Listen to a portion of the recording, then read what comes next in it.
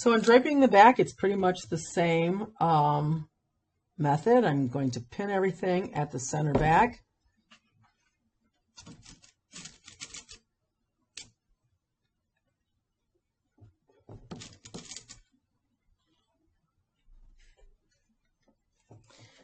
So I've pinned the center back and I'm coming across with my hip line and I'm going to place it right on the hip mark on the dress form.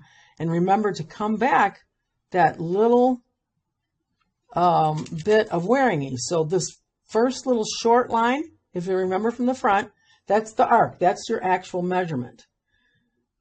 We've added wearing ease, a 1/2 inch. So that's going to give me a little bit of extra space to be able to sit down. In half scale, probably a 1/2 inch might be a little bit too much, but I don't want to squeeze it down so small that you don't see the effects of draping the darts. So we're going to do the same thing back here that we're going to create 2 darts. So remember, when we take our side seam and we go upward, we don't place the side seam there. We bring it over to that little 1/2 inch indentation that we made so that we're curving to the waist. So I'm going to just pin this in a couple spots so it doesn't move on me. Unfortunately, my front moved a little bit. So I'm going to make sure this is nice and secure because we're going to be creating a curved seam right there. And this can come down just straight. You don't really have to pin it. You can just let it hang. And so we're going to create 2 darts in the back.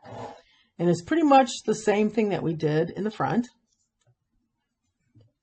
The first dart, you're going to come over to that princess seam. But again, we've got to release some of this fabric in our seam allowance.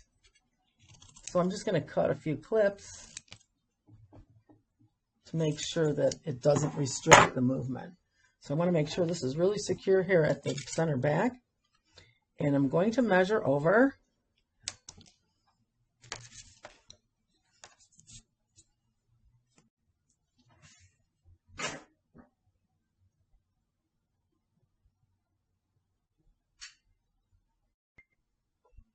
So I've put the pinned skirt back on the dress form. And you can see that we've got enough wearing ease. It's not pulling, it's not really tight. And what I want you to notice is that my hip to waistline didn't true up really well.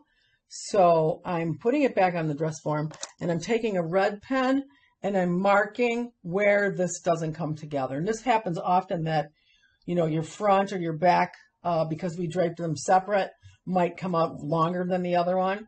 So I'm just remarking that waistline and bringing it up. And any lines that were wrong, I'm going to X them out or, you know, hash them off so that I know what my final line is. Now, at the back of your skirt, you would normally have a zipper, and usually it's a 7-inch zipper. So measure down on this one about 4 inches and make a little mark. That's where you're going to have a little dot to tell yourself on your pattern that this is the zipper. This gets a permanent seam sewn back here. On your sides, you want to have double notches. So single notches are always in the front, double notches are on the side. You know, maybe you don't really need notches on something this small, but it's a good idea to always put them there to get in the practice of putting notches. If we were to make a waistband, we would have a notch up here to where the waistband would join. So you're going to take this off. You're going to cut it out. Remember, the center gets cut on the fold. The back is left open. You don't need to sew this part closed because we're not making a finished garment. We're making a garment for fitting. If we were going to put it on a person, we would have sewn this, but you won't be able to get it on your dress form if you sew the back shut. So leave that open, fold it under, and pin it in place so that I can see that you're lined up with the center back seam. The other thing is when you draft your paper pattern, make sure that you put your grain line on. So the front center should say center front, place on fold, but you should still have a grain line. And then your center back, the grain line is never following your side seam. It's always near the center back. So go over a 1/2 to 1 inch away from that seam line and draw a grain line. I don't want to see a skimpy little 2-inch grain line. That doesn't help. Your grain lines should run pretty much within a couple inches of each end. And that's going to give you the most accurate grain line when you're trying to line that pattern up on fabric. So make sure everything's marked, that you've marked your pattern, that it's the front, that it's the back.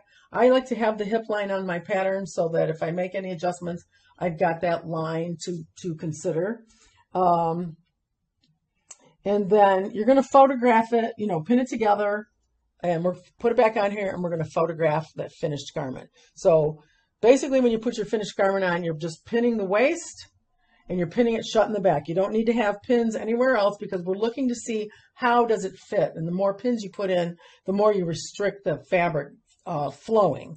So it's always important to keep in mind that you're making that sample for fitting purposes. You do not need to turn up a hem. You do not need to turn the waist down.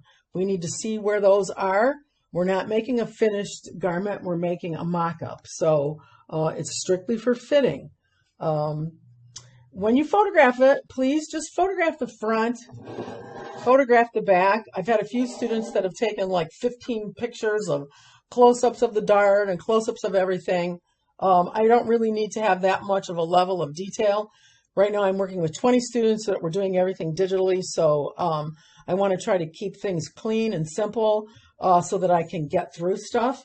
So just a picture of the front and the back, a picture of your drape when you had it on the dress form, not laying flat on the table. It doesn't mean anything at that point. So when you drape it, photograph front, back.